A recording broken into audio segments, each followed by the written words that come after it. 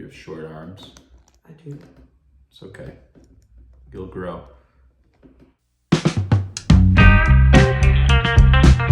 Welcome to the Sci-Fi Side, under the Believe Podcast Network, baby.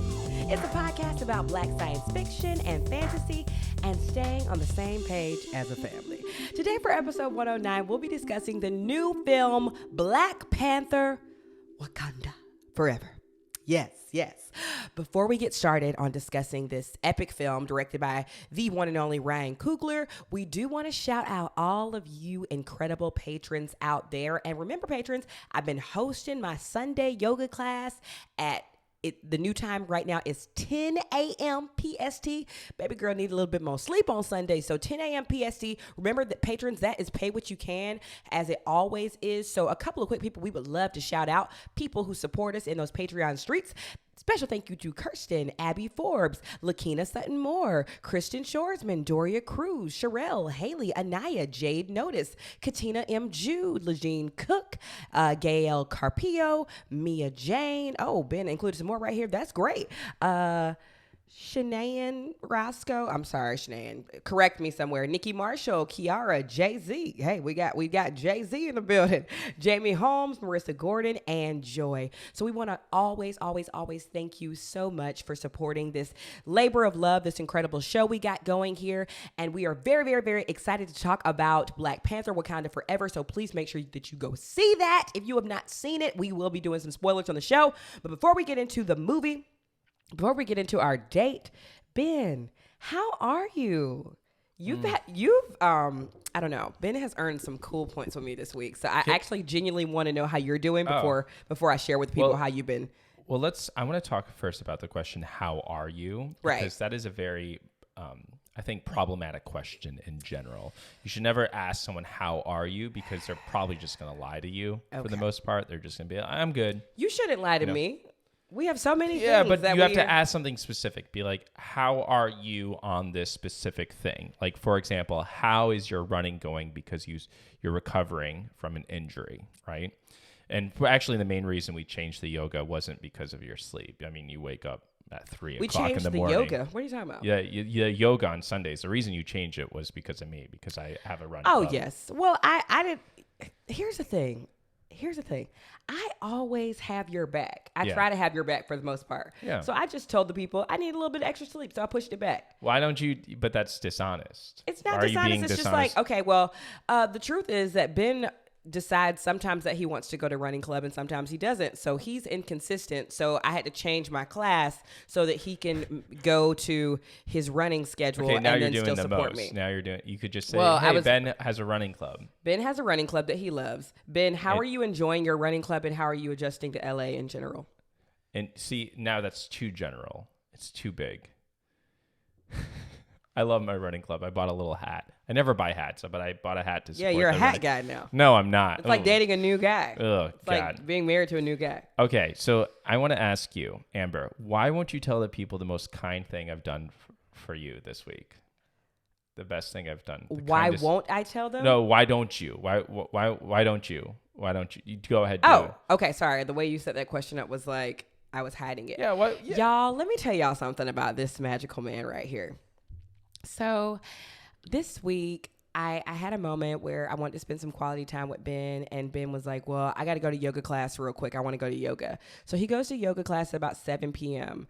And I don't know. I feel like during the day, we were kind of just missing each other. It was like you were taking care of the baby, then I was, and I was doing some content, and you were. And then so when we finally put the baby down to sleep, Ben's like, well, I want to go to yoga. I was like, God damn it. Okay, go stretch yourself out. But I really want to spend some time with you, but whatever.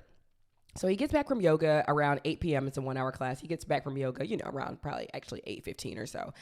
And then Ben says like, I'm feeling so good after this class. I just want to go to sleep. And then I was just feeling really like, now, goddamn, we were ships to pass in the night all day. Then you went to yoga. I waited an hour for that. And now you're sleepy? Like, what the hell?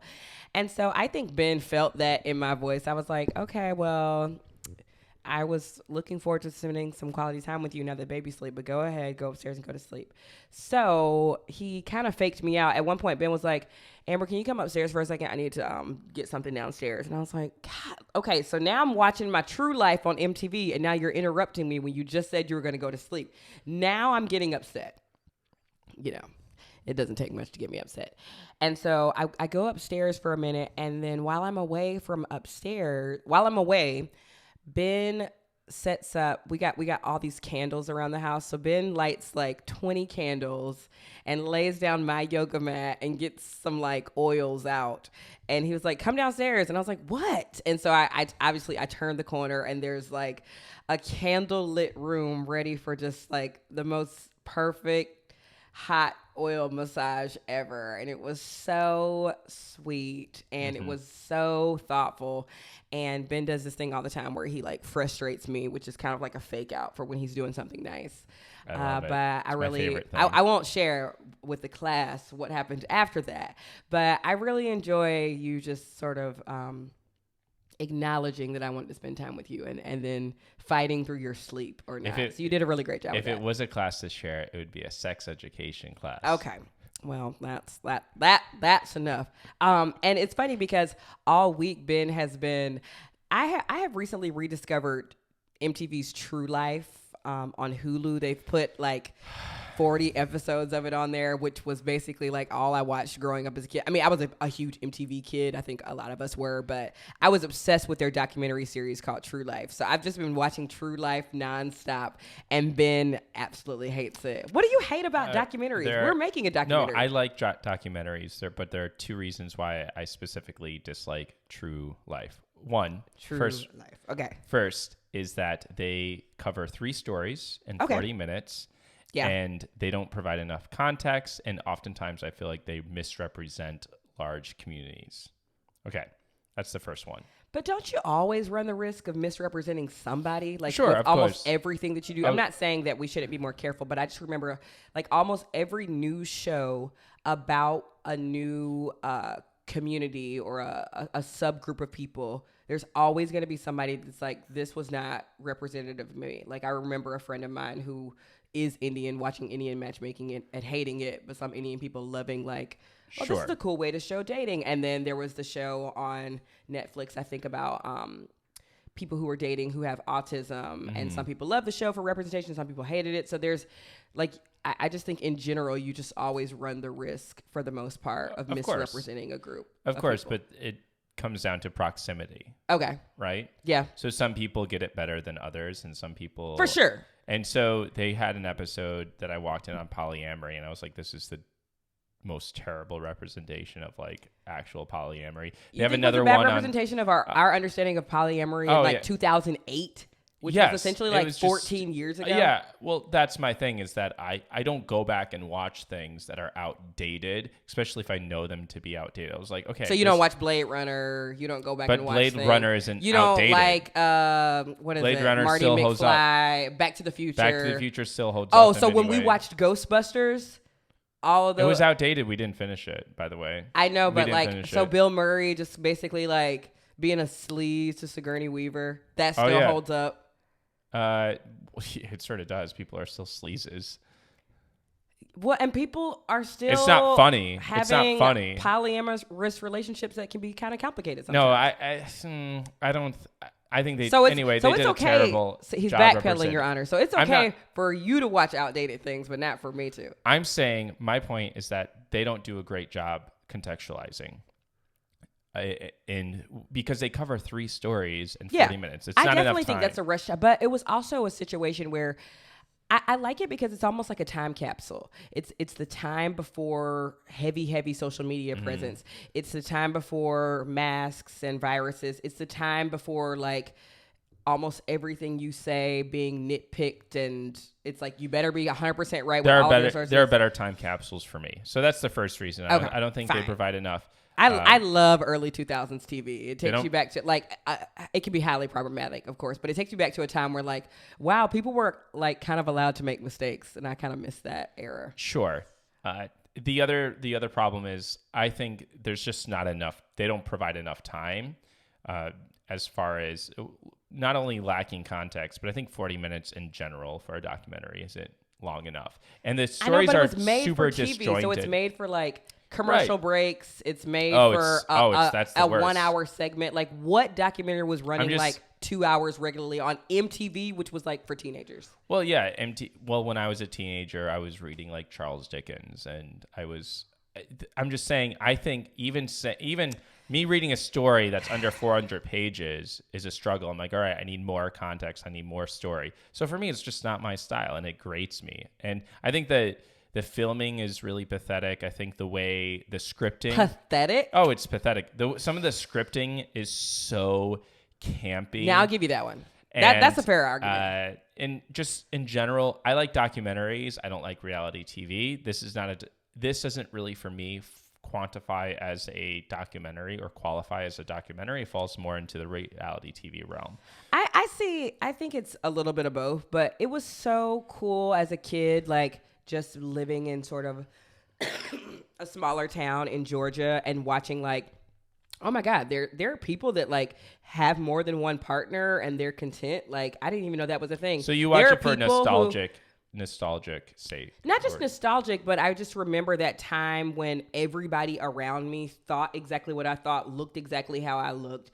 And this show was a way for me to learn like, oh, this is true life. I'm addicted to porn or something. Yeah. And then you watch it now, you're like, oh, this really isn't that bad of it. Like you can sort of, like this, it's just this guy who's married and has 4 kids and he masturbates like once a day and his wife like hates him for it.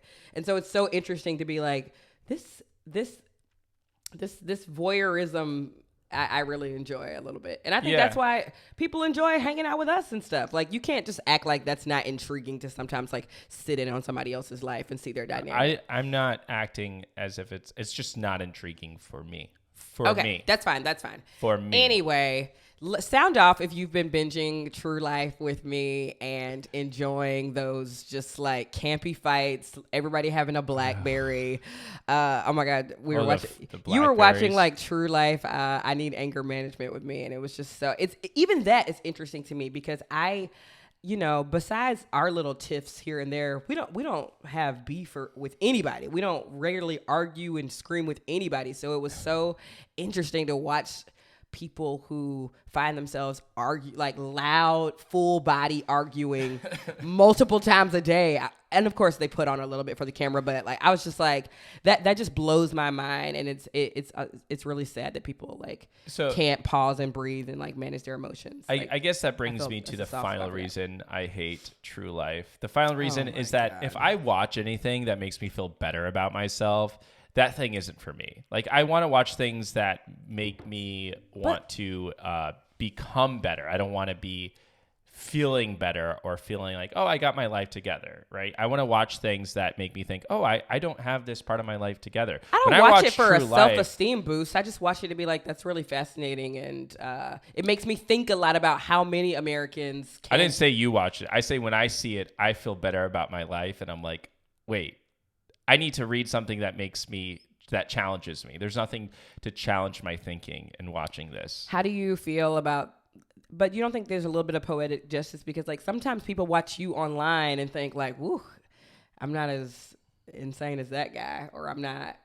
I mean, that's them.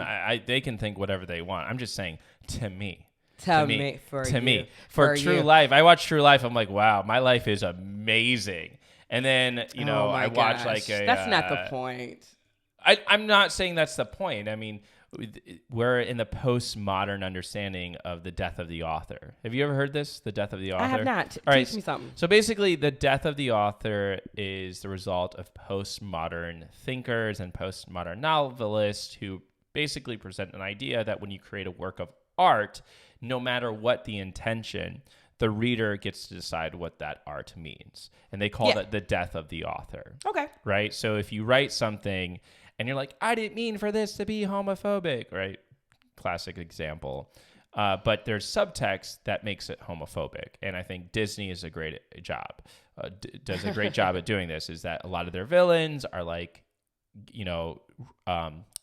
sort of read as queer or, a little cunty. Yeah. Yeah. And you're like, oh, we didn't mean this to be homophobic, but like Jafar and is obviously like a queer, man, right? Like that. Oh, I didn't think about that. Oh, I've always thought of like Ursula and Scar as queer icons. But it's so funny because I look at them as queer icons, but I understand what you're saying. Right. And then yes. And then then it becomes like post third wave death of the author. where you take these like subconscious characters who meant to be homophobic and then you reclaim them. Right, because if you put them in the baddest makeup, if you give them the baddest, like the best of the baddest of the villain songs, like Poor Unfortunate Souls is like, well, how the fuck was I supposed to read that as homophobia? Like this is iconic. Yeah, so you reclaim it. Okay. So it becomes, but that's all part of the term. This is like an official like literary term, the death of the author. They call it the death of the author. Yeah. So it's like kind of when Kim K says like, I am unsubscribing from this drama because she's kind of like the author of the post. And then people maybe will argue in the comments. Yeah. And then if she says I'm choosing to unsubscribe from this drama, it's like the suicide of the author. Oh, yeah, that's interesting. Is that a way to think about that, maybe? Well, the suicide of the author assumes that the author existed to begin with, where the death of the author means that as soon as the author puts something out there, the author is already dead. So the author can't even claim like that this work is theirs. Now it's for the people. I see what you're saying. Okay, well, my example didn't help at all. Speaking of authors of their own stories, and me. No, I think that's funny. I think suicide of the author is something to play with. I'll have to think. I'll write that down. The suicide of the author in response to the death of the author. I mean, that can't be a completely original thought on my part. I feel like anytime I say anything remotely insightful, I'm like, surely somebody has said this before. I'm not that brilliant. Obviously, I am, but yeah. If you do think that I am that brilliant or we are that brilliant, you know what you can do for the free ski. You can always go write an Apple Podcast review. Here is one that we saw from VYY. What is that? Sorry. I think that's VYVUC. Let me know how y'all would pronounce VYVUC. Vivuk. Maybe? I don't know. Their Apple Podcast review says, love these two. Honestly, just love the chemistry and authenticity of Ben and Amber. They are informed and passionate about every topic and have really made the sci-fi genre world more accessible to basic folks like myself. Me too, friend. Wishing you guys continued success as your platform grows and evolves. Viva la sci-fi sci. Okay, passionate, yes. Maybe informed, I don't know. I think we try our best to research topics. Not every topic, but we try. We try our best. I would never say I'm informed on every topic, but I'm glad this person said it. I definitely think our show serves to make the sci-fi sci genre, which for me can be very intimidating and gatekept. I think we make it a lot more like digestible and like give people an access point. Digestible, like the ziti I made this week. Yeah, you did make a ziti, it was edible. It was delicious. It was delicious. You were like, delicious. this is great. It was so good, baby. I don't want this whole show to just be me gassing you up with your sexy hot oil massages and your death of a suicidal author. Hey. So we booked a sitter. I'm gonna shift my body to shift your body to look at you. Oh, thank you. We booked a sitter. It's like the real podcasters do it like this. They look at each other. Okay, my meld. Here we go. Yeah, it's like a conversation. We bought the tickets. Now, the first time we bought the tickets, our babysitter was late, so we missed the movie. But then we went again, and we sat through a running time of 2 hours and 41 minutes of Wakanda Forever. Why don't you break 3 bathroom breaks later? I had to go back to back. And it was so nice, y'all. We saw it in IMAX because, treat yourself. Charge it on your credit card.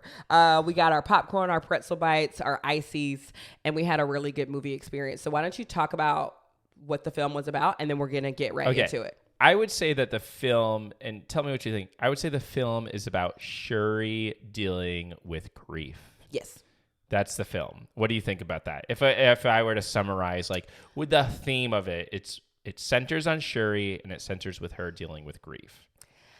I have some thoughts about that.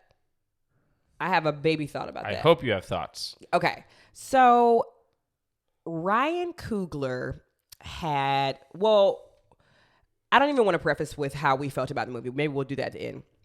Ryan Coogler had a pretty challenging feat, right? Because as you can imagine, it is really hard to make this sequel, and your leading man, Chadwick Boseman, like passed away tragically due to cancer. And so coming into this movie, I want to believe, like, pre-Chadwick Boseman's death, his plan was to tackle this conflict, I guess, between the Wakandans and then the underwater civilization Talokan, right? So I can see that being what this sequel was mostly supposed to be about. Chadwick Boseman passes away tragically, and now the movie becomes this balance between tackling Shuri's grief and dealing with this other conflict of vibranium. So I went into the movie thinking that the grief was going to be one piece, and then we were going to get a lot of world building with this other thing. And then now I'm kind of like, it's 50-50 for me. Do you think that it was a balance between the overlying grief and that conflict? Or do you think, like, grief was the framework of this movie, and then this thing was like a throwaway plot? I would say there's the plot, but then there's the theme. So the plot is not the grief. Okay. But I think the driving force of the plot is her grief. And for those who haven't seen it, I'll just summarize very briefly that the primary conflict is that, as Amber said, that there is an underwater civilization in which vibranium has hit the Earth, both in the area of Wakanda, and you get Wakanda which we because knew. the technology that, this hyper, powerful, resource, vibranium, but it also hit the water, and the result is this civilization called the Talokan. The Talokan, right? That is sort of the Yeah. primary conflict. Is, Like, basically Atlantis. right. What a new name. And so And now indigenous people. the FBI, the U.S. government, other nations of the world are trying to obtain vibranium. Yes. And Wakanda is refusing to trade vibranium with the rest of the world, but they're not stopping them trying to look for vibranium. And so they find a vibranium detector. Who's they? Riri Williams. They introduce a new character, Ironheart, Riri Williams, who Eve L. Ewing, who we've discussed her books before on this show, she did a run on Ironheart. And Ironheart was not created by Eve L. Ewing, but sort of the current iteration of Ironheart is the result of E.L. Ewing's work. And in comics, we call it a run when an author takes over a character. Mm-hmm. Have you ever... No, but I don't want you to get sidetracked with I sharing just the like, plot. yeah, just good background information for comics. You call it a run. So she, discovers this vibranium detector. The U.S. finds vibranium underwater, and the Atlanteans, because that's what they're called in the comics, but here to make sure that they're differentiated between the DC universe, they're called the, say it one more time, God. Talokan. Mm-hmm. The Talokans. And they don't want the U.S. to discover vibranium. And so they want to, kill everybody in the world. And Wakanda's like, maybe not. Yes, so... That's it. Yes, that was a lot, baby. The underwater civilization, we'll just call them that, maybe. The underwater civilization kind of feels similarly to the Wakandans. It's like, we have this resource, it's all ours, back off, leave us alone. But we just didn't know the Talokan existed until this movie. Well, the main difference is that Black Panther, T'Challa made the decision to tell the world that they have vibranium, right, that Wakanda exists. So Wakanda comes out in the open and says, we are a very powerful nation. Don't fuck with us.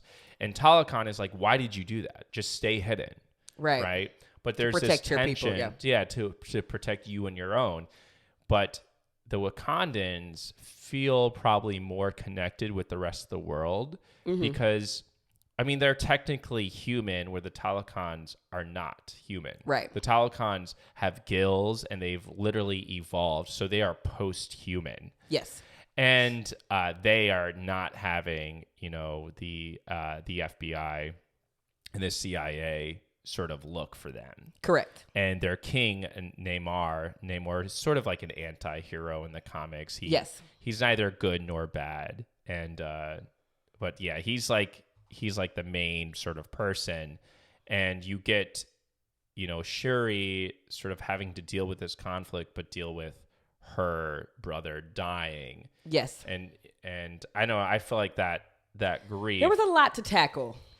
This was a big bite, and I want to be clear. We definitely enjoyed the movie, but at 2 hours and 41 minutes, it was really it was a back and forth. It was a delicate balance between the layers of grief and then the Wakandans fighting this underwater civilization who was introduced to us as really cool because they were trying to be allies with the Wakandans at first, and it's just like, we both have vibranium.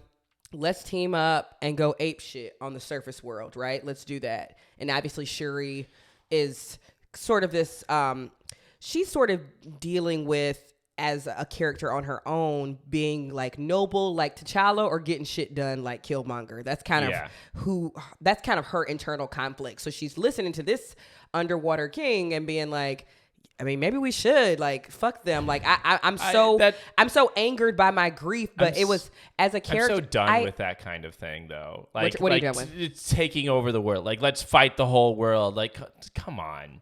Like, that's so overdone in, like, comics. Like, you want to really fight against the entire world. You're going to take your people from this. That's where the movie lost me. You're going to take your people from the surface. I Need Anger Management teaches us that when you do have anger problems and you're a dictator and you want to protect your people, yeah, like you want to watch the world burn, which is why I think they should have just leaned into Shuri saying like, you know what, fuck it. Like, I've been so burned by people and the death of my brother. Like, let's just go completely crazy a little bit. So Talokan did not get the same treatment of the underwater civilization, internalized politics the way that Wakanda did, right? Correct. So in Wakanda, you have these factions that sort of hold different sways of power, and so there is a monarchy, which is sort of weird to begin with, in like a post-scarcity civilization.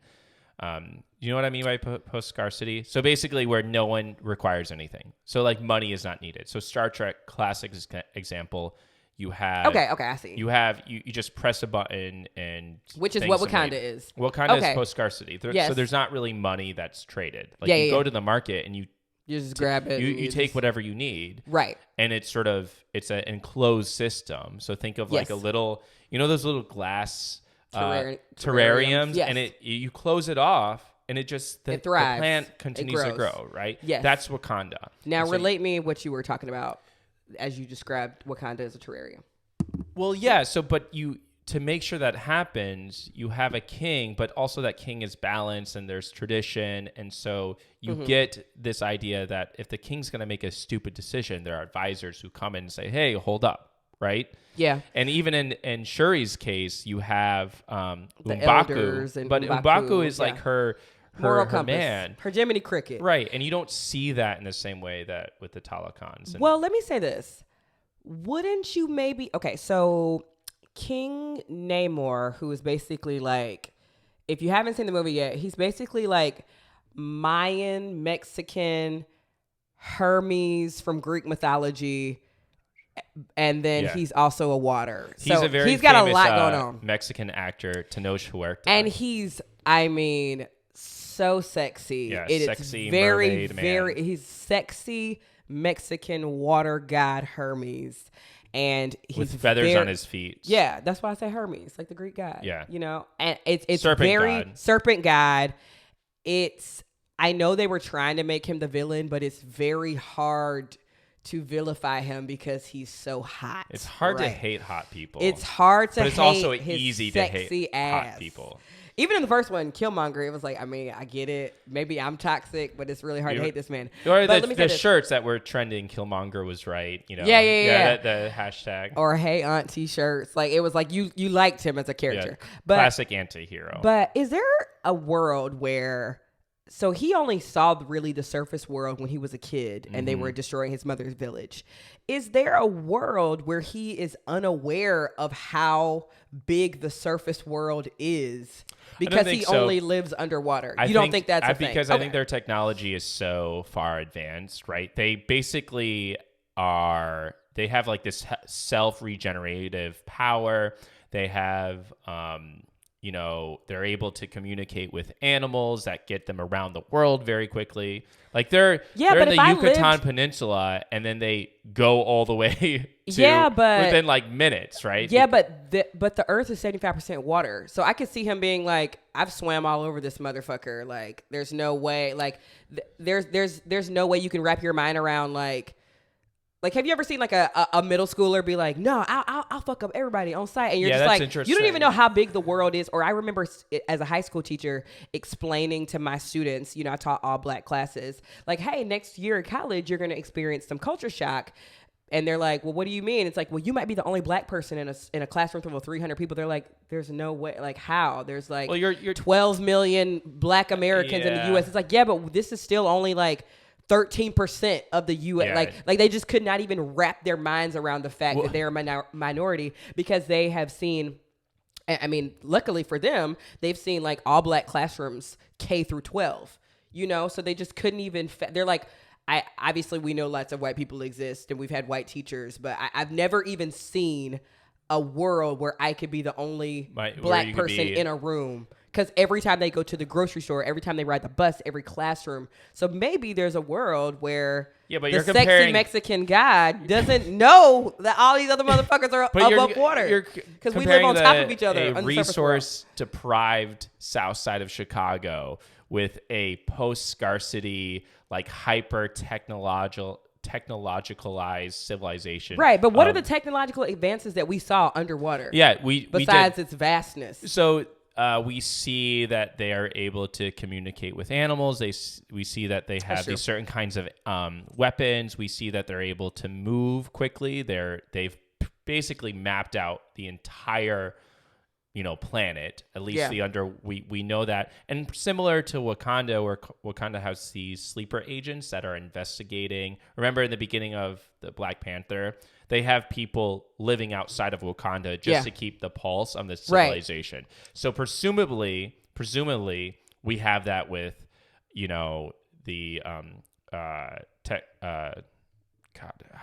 Talokan. We have that with Talokan. Do you want to type it somewhere? Yeah, I should. God, my brain. Here, type it somewhere. Ready? Talokan. Talo. Talo. Kan. Are you typing it, or are you just saying it? Wakanda versus Talo. Kan. Kan. Okay. Talokan. Good job. And so Talokan probably has agents in other parts of the world. They know what's going on above water? Probably. Because I guess they have to have these like masks. Maybe that they were part of the reason. I don't know. But there were so many like there was this one scene. Okay, so there's this one scene where Shuri is fighting Namor, the sexy Mexican god, and then in another split scene we see the Wakandans fighting the Talokan. And I'll be honest, Wakanda was finna take an L. Like they were about to lose. I was like, there are so many Talokan right now that, I mean, if Shuri and this Mexican guy didn't come together, like that would have been the end of Wakanda. Okay, so and that's the other thing that Talokan has is that Talokan is post-human. Like they've evolved. Yes. Due to ingesting a kind of vibranium plant, similar to what the Black Panther does. Of course, but it's like everybody in Talokan has done that, not just the Black Panther. And so you have an entire world of like post-human. But don't be that person. Don't be that person that's like, this underwater civilization wasn't realistic, and that's why I couldn't buy into it. Because, I didn't say that. You're like, I can't. You earlier you were like, you're going to conquer the world. Like, come on. I can't really buy into that. Oh, no, maybe you didn't say buy into that, but. I think, well, because I don't think Neymar is very smart, right? And Namor. Namor. And I guess we don't know how they like have technology, like how they read and write underwater. Right, that's what I'm saying. Whereas Shuri, you can see her in the lab moving the things and playing around with DNA. But presumably that's what they have. And I guess I would have liked to see more of that. I'm not saying, I think the politically Namor would have had to, like, you would have to foresee the consequences of taking over all the surface, right? If you go over and you're going to kill every single person on the surface, that just seems unreasonable to me. And it seems unreasonable that of the Namor, underwater civilization. Yeah, for them to think that he could actually successfully do that without some sort of long-lasting consequences. Yeah, but he has he just has fury and rage. He has no concept of like the size and the scale. You know, like what? Yeah, wait, I didn't what get are, that. I didn't get enough rage from him then. Yeah, I would agree with that. So one critique of the movie was I think it was really hard to see this underwater civilization, Talokan, as truly villainous. Like everything they were doing felt very just. It's like, okay, well, people started fucking with their colony, so they fucked with them back. Like they're angered by the surface world. He's been burned by them before. He's seen years of it, you know, because he's like this serpent god that's been alive for like thousands of years, presumably. He wants to fight them back. I think it's like so it was 400 hard. years. Yeah, it was hard. He should have been a little bit more chaotic. It was hard to see him as a true villain. Like you said, he's an anti-hero. There were times where you were kind of rooting for him over Shuri, and I don't like that because I like to be Wakanda forever all day. And it was Ben had an argument that of something that they should have done in the movie because obviously people like to talk shit about this movie and not provide solutions, but it was really hard as an audience member seeing this like Mesoamerican indigenous community fighting the Wakandans. I just had so many moments in the movie being like, I'm not invested in this fight because I don't want either of these these parties to lose. You know what I mean? It becomes like, a subtext. This black people versus Mexican people is not a fight I want to see. Or like Latino, which is a very real thing that's happening in LA of course, right now. Always, no, it for those exists. who have been following, LA council member drama, it's become a serious issue where there were 4 Latino members of the LA council, very powerful people who said some really terrible racist things. Of course. Geared towards gay people, black people, Korean people, Armenian people, but then also Wakanda people, who are people who come from a more mountainous region in Mexico. Yes. And they didn't really qualify as like assimilated into white culture as well as like different kinds of Mexican people. So there was a major fallout between that. Between almost like white Latinos and their racism against African Americans, black people. Yes. So this becomes like, but ultimately that class conflict is a class conflict that results in like the need to assimilate into like white identity. It's rooted in white supremacy. Right. Yes. And so I wish that okay, tell us what should have happened if Ryan Coogler could get a... I think they hint at this a little bit, but essentially the FBI is trying to look for vibranium, and that is the trigger that results into the conflict because as the FBI is greedy,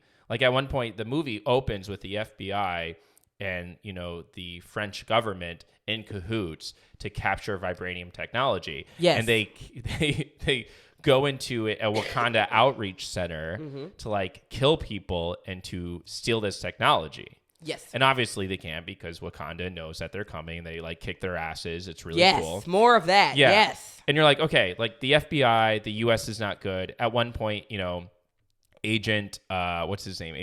Ross. Agent Ross. And we love him. Yeah, he shows up and Agent Ross is like, hey, like, stop the FBI. Stop fucking with the Wakandans. Yeah, because if Wakanda, Wakanda has vibranium. If the U.S. had vibranium, he says this at one point, we would do terrible things with it. Yeah. Right? Yes. And I think they're hinting at that, but it should have been a little bit more clear where the FBI intentionally pits Wakanda against the Talokan. The FBI should have been like, the only person that could fight Wakanda is the other group that has vibranium. So let's start a war between them. Which they did do, but it should have been very like, we're going to make something to start this war. Like, we're going to instigate it. We're going to watch them fight. And so then the fight would have been like, no, stop fighting because this is all and then them. But and it then wasn't they like joined that. Yeah. forces to combat like the evil FBI villain. Yeah. So the fight wasn't as satisfying. And then I guess Shuri becoming the Black Panther to fight the Talokan was just not, because you're like, I don't want this fight to happen. I like this new, y'all just showed us the beauty of this incredible water civilization, and now we have to fight each other. Like, right.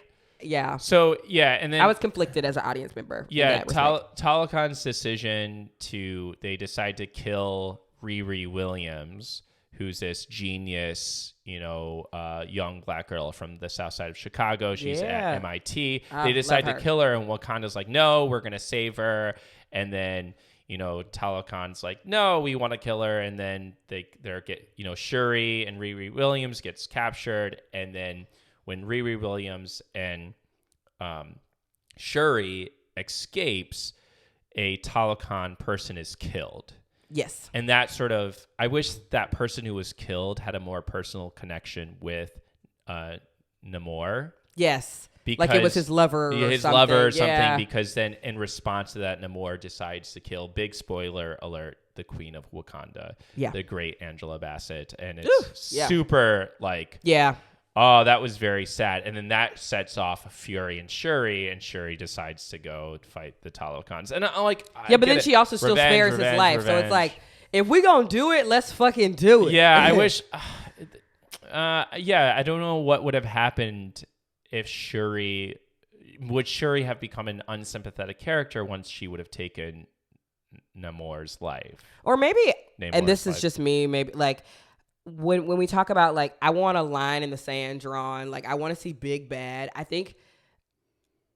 I mean, this sounds bad, but like maybe a more violent death for Queen Ramonda, because essentially she drowned because he threw the water. They have these like cool water bombs that are awesome. They're so really you feel cool. horrible. Oh yeah, that's like another form of Angela... technology that they have. They're able to create like that. They have technology. They know what's going on in the surface. But so like obviously it's super sad to see even like the flooding of Wakanda happening, because it's just, I don't know. It's hard to see like huge amounts of water in black communities and not think about like hurricanes in Haiti, Hurricane Katrina. It's just like, this is not what I want to see. I want, like, we are Team Wakanda. Like we are here to watch the Dora Milaje kick some ass, and I didn't get as much of that as I wanted to. Like, you don't put fucking Michaela Cole in a movie and not have her making jokes and doing more. I was like, do not give me Michaela Cole having 3 lines. Like, what is happening right now? Yeah, let's get into the size before I want to come back to that. Before we get into the size, I'm just saying, I just think if Namor like put a fucking, I don't know, like a trident in Ramonda's head or something. I know, or like in her belly or something. A little. I mean, we saw that shit with Shuri. He did it to her. So if he did something like, I saw the queen, I saw her out, and I violently killed her, I think it would have been a little bit easier for us to vilify sexy serpent guy. Maybe I'm problematic. They're like, bitch, he drowned the queen. Like, so fuck her. So fuck him. I mean, yeah. So the ending is that they fight the Atlanteans, aka Talokan, fight the Wakandans, and Talokan decides to yield. Yes. To the Wakandans. Even though they were slick winning. They have a temporary peace. They might have lost their ruler, but they were slick winning. They have a temporary peace, and it's implied that like the reason that they have this peace is that Talokan assumes like eventually the world is going to come after Wakanda, and Wakanda and Talokan are going to have to team up and fight.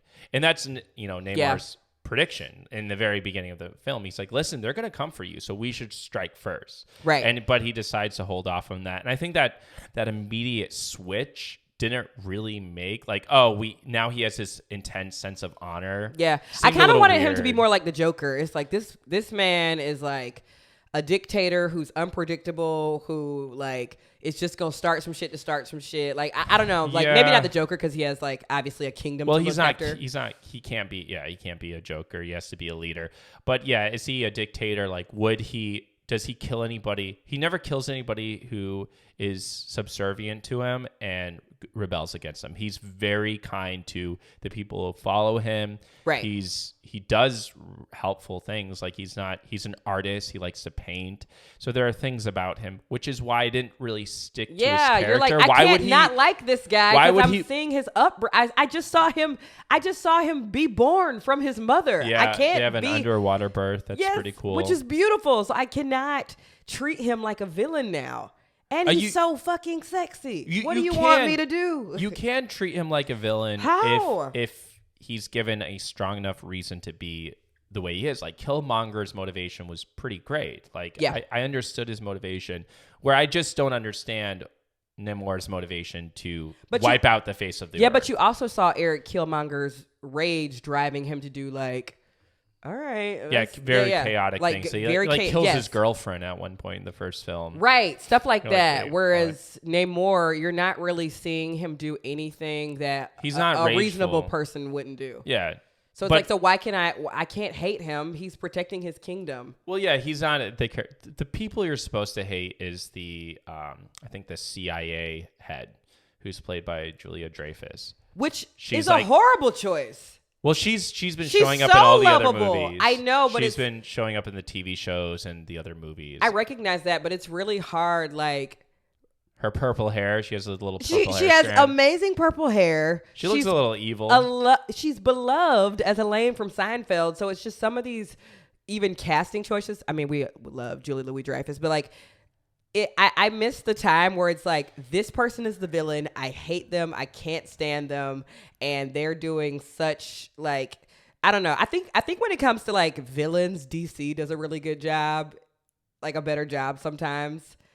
But like sometimes Marvel, I'm like, wait, so we hate Wanda from WandaVision now? Like she's the like this doesn't make any sense. Like we've seen her. Spoiler alert for those who haven't seen the new. I haven't seen all of that. Strange. Sorry. Sorry. Yeah. But the MCU is like, I can't, just spoiler alert from any MCU from my limited understanding. But I just think it's really hard sometimes because Marvel makes you like a villain, makes a villain super relatable, makes a villain super sexy. But that's the best, those are the best villains. I don't like that. You like to hate a villain? I like to hate a villain for them being batshit crazy. Yeah. It's the same reason why I didn't need Cruella's upbringing story. It's like, no, just let her skin dogs. Like that was savage. Yeah. Like no motivation, just be evil. Yeah, I don't need a backstory about like why anyone skins dogs. I don't. Let me just assume she used to skin humans and now she skins dogs. Or maybe they just enjoy the process. They're like, I like the texture of removing the skin from a dog. Like that could be right. I don't need to see the villain literally be given birth and then his mother be killed or disease and disaster and all this stuff, because then I'm like, well, now I guess I'm team them. But does that mean I'm anti-Wakanda? Yeah. Well, no. I think that's the point of the film, is you're supposed to like both of them and be upset that they're fighting each other. But but that doesn't make a fight enjoyable. Like I want to watch a fight and be like, yeah, get it. Like remember watching Squid Games? I was like, go, yeah. Like it was very. I was amped to root for certain characters, and it's really hard to watch a fight between Shuri and sexy Mexican guy because you're like, wait. Am I toxic for also rooting for him? And no, you're not. You're supposed to, yeah. But I don't want, when it comes to Wakanda, okay? I don't want to root for anybody but Wakanda. Well, Wakanda has been shown to not be always ethical as well, right? When?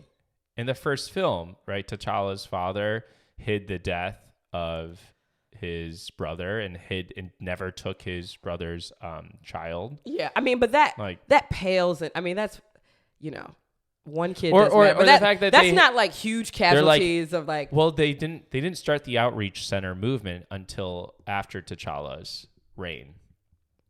I know, but for the most part, for like a superpower, a super world power, like Wakanda's pretty flawless. Yeah, but we're not.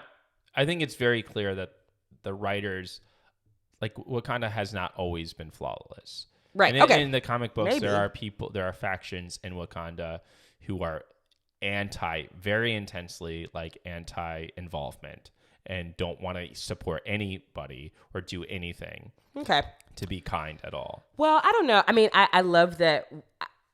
I love that we went to go see this movie. The first one for me was better. I really enjoyed the first one, and also the first one had a better soundtrack. Like Kendrick Lamar on that first track, I was like, "Ooh, this track was good," but Lamar it was is like prolific. Yeah, our generation's like genius. He's a he genius. he is a musical his genius. Fusion of like different genres, which his I've always ability to known. write. I've seen Kendrick Lamar a couple times in concert. He is so incredible, and so him not being on this soundtrack for me was definitely missed. I was like, this music is good, but like even in those fight scenes, I needed a little bit more. I don't know. What do you think? What if you had to give Wakanda Forever out of 4 stars? What would you give it? Probably like 3. 3 out of 4. Yeah. Yeah. I would agree. Okay, sorry, keep going. God, Michaela Cole is so sexy. Yeah, Michaela Cole is great. I guess, yeah, that's the big size. Like we get new characters. For example, we get the Midnight Angels. And the Midnight Angels, for those who are in the comics, they basically have these like super cool suits. They're like these blue suits. And then Anika, who's played by Michaela Cole. And then Okoye, who's played by Denai Guerrera. They become the Midnight Angels. They're like these elite sort of suited armor. Yeah. And that's very cool. But Michaela Cole, you felt was underutilized. Like in this household, we love Michaela Cole. Like, I think she's one of the biggest stars. I think out of everyone in the film, Michaela Cole, for me, felt like the biggest new addition star. Well, no, I think out of everyone. Like if you think Michaela Cole's a bigger star than Lupita? Not to compare, but like Lupita's like that girl. Yeah, that's a pretty bold statement. I think so because Michaela Cole is a writer, right? Like she's, yes. Michaela Cole wrote all of Chewing Gum, wrote I May Destroy You. She's said no to Netflix for like a multi-million-dollar deal. No. She's our hero. An advocate. She's a writer, and she's a very funny actor. So, do you think they're setting her up to be? She's a Midnight Angel, so which is sort of like a pretty secure position. So she's in the MCU. She's good. Yeah, she's okay. But it felt a little strange, right? Because Lupita is a great actress and she is a big movie star, but as far as like talent goes, I think Michaela Cole just stands above everyone else. I wouldn't say that. I didn't say that, y'all. I ain't say that. I think they're both very talented. There's no need to compare them. But I do think Michaela Cole was underutilized. I will 100% agree with that. Okay, yeah, maybe not to compare them, but like who has the writing credits, right? Michaela Cole. No, we're fans of both, but it's very clear. A big sigh for me of the movie was Michaela Cole was underutilized. M'Baku had some lines on deck. He did a really great job. M'Baku becomes like the primary, advisor for. We love him. He had some funny jabs. Yeah. I think it was really emotional. The whole, the ending, huge spoiler. What do you want? Yeah, this is like after the credits. Yeah, the Marvel after the credits. We find T'Challa. Because you had some thoughts about that. Yeah, T'Challa has a son with Nakia, Lupita's character, and which felt weird to me. It's like you kept this son secret from even Shuri. Like that didn't really make sense to me because they wanted to have him grow up outside of Wakanda. Which that decision that sounds so right. Like you've never seen like Princess Diaries? Sure. And well, it also goes to show that T'Challa really wanted Wakanda to share their resources with the rest of the world. And when he dies in the beginning of the film, we don't see him die. We see his funeral. But when he dies, those outreach missions sort of just become outreach missions. And no further steps are taken to sort of make Wakanda part of the rest of the world besides the Queen's decision to say, hey, don't mess with us. Yeah, that was cool. I love those opening scenes of like, oop, you fuck with Wakanda, you fuck with death. Well, yeah. I need more of that next time. Yeah, and Queen Ramonda sort of takes a step back from what her son was trying to do. Yeah. And I thought that was something more to explore and play with, but they didn't really do that. But I think T'Challa, it could make sense King T'Challa's decision to raise his son away from Wakanda is the decision of like, I don't want you to remove yourself from the rest of the world. I want you to learn about the rest of the world, and the poverty in the rest of the world, and all the things that need to be fixed in the rest of the world. Yeah. So that makes sense. Maybe Yeah. you just Yeah, you were I didn't like, realize that. not him having an extra son and not do. But I think keeping it a secret from Shuri felt weird.